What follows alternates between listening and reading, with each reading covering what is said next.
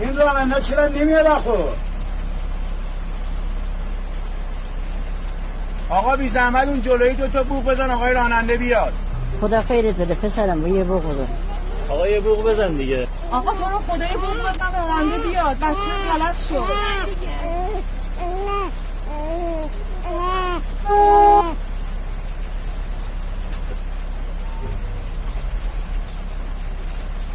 کی بود بوق زد؟ گفتم کی این بوق لعنتی رو زد؟ تو نگه کی بوده حرکت نمی کنم. این آقا بود. برو پایین. آقا پیاده شو گرمونه.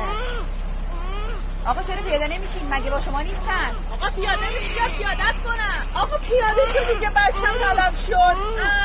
پیاده شو دیگه، وقت همارم گرفتی.